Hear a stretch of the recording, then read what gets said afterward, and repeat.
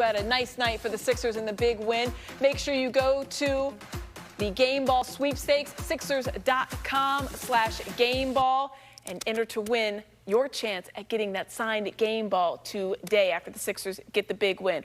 All right, well, this was a good win, and one of the reasons was, well, Seth Curry. He led the way for the Sixers with 20 points. He is the subject of our Yingling Presents Logger Up.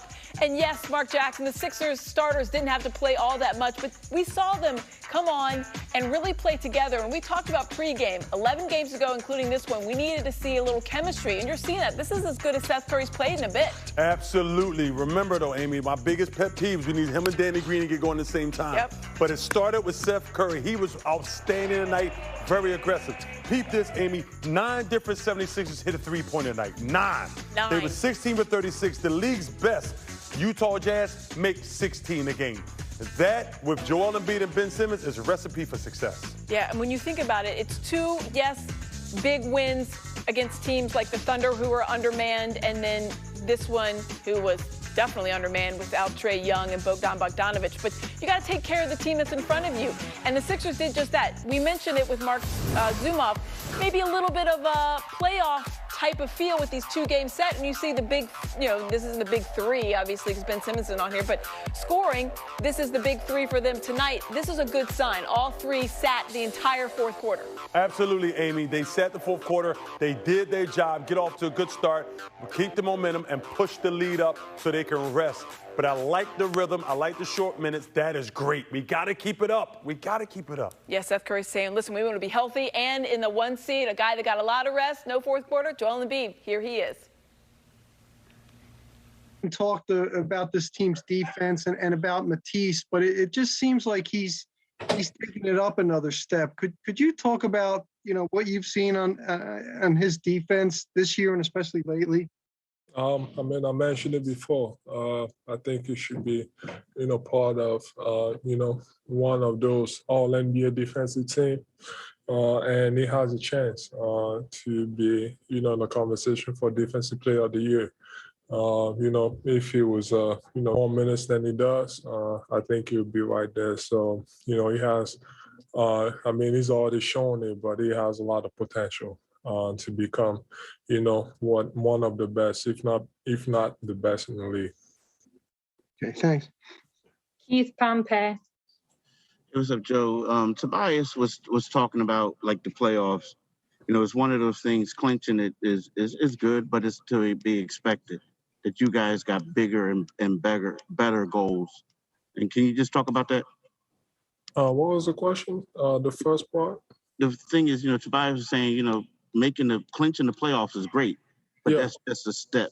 Oh, yeah, of course. Coming into the season, our goal, was to win a championship, but there's a lot of steps to get there. You got to make the playoffs, and, you got to win the first round, second round, conference finals, and then get to the finals. And, it's a long road.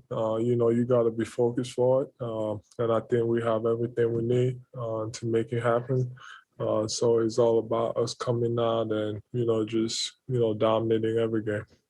And what about, I noticed you didn't have your knee brace on. Doc said this was the 3rd game that you played without it. How's your knee doing and how's your mobility without it? He's doing good. It's hard, when you go from something so heavy to, it feels weird.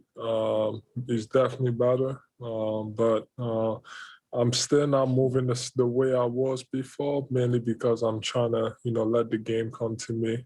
And also, I don't want to push too much. I want to let it come to me. I don't want to skip steps. But by the time we get to the playoffs, I should be back to, the aggressiveness and the dominance that I had before. Thank you. Well, that's music to everyone's ears, the aggressiveness and the dominance he's had before. Who doesn't want to see that Joel Embiid, especially in the playoffs? And maybe he's going to be gearing up at the right time. As we mentioned, they got 10 games to go after this win tonight. All right, we're going to take another quick break here on Sixers Postgame Live. We'll check in on our storylines. We talked about a fast start. Well, the Sixers got out fast, and they never let up, no matter who was in the game. Stick with it for each shot on that one. Let's check in with not Gene Hackman, but Doc Rivers after his team's win. Hey, Doc, I wanted to ask you, you guys have won convincingly the last two games, and how important is that? The guys' minutes, you're able to keep them down this late in the season like this? Yeah, Mark, is obviously not planned, but it's nice when it happens. And they're playing enough to kind of get a rhythm as well. So getting both of those things, winning the game and getting guys good rest, knowing we're going to play the same team and they're going to have all their guys the next game is pretty beneficial for us. And one other thing, it looks like Seth's in one of his better rhythms since really early in the season. Do you see that with him? Yeah, he's more aggressive. He looks like he has more energy. He's looking for a shot, which we want him to do. We encourage him to do it, obviously. So, yeah, it looks good. Thank you. Keith Pompey. Hey, what's up, Doc? Doc, is this the first game that Joel played without the knee brace? No, I think it's his third, if I'm not mistaken. So, but I'm not sure. I know it's more than two. So, apparently everything going well with the knee. Yeah, I mean, I'm not the doctor to check him, Keith, as I told you before. Yeah. So, but I'll go find out. No, he's good. I'm going to start calling you Glenn for now on. Yeah. Glenn, not the doctor. Yeah, so I don't know, but I'm assuming yes. I think that was the plan from the beginning. It was more a precautionary brace than a needed brace. So I know he's happy to have it off. I can tell you that. Thank you, Doc. Lauren Rosen. Hey, Doc. George played heavier minutes than the rest of the bench guys, and I would imagine that him coming off the bench first was intentional. How did you feel about the way that he played tonight and the way that he's acclimating to the rest of that second unit? He's really doing well. I mean, his defense alone, now we got another guy on the floor with Matisse and him with that second unit and Dwight. It's turning our second unit into a heck of a defensive unit as well, and a unit that can shoot the ball and score. So he's good. We're trying to just give him more minutes just to try to get him, conditioning wise. So that's what we're trying to do. Glenn with some nice praise of George Hill at the end. I guess you can't call him Doc because he can't give us any of those medical updates. All right, big win for the Sixers. They're 41st on the year. Coming up here on Sixers Postgame Live, brought to you by Cure Auto Insurance. We're going to hear from Tobias Harris.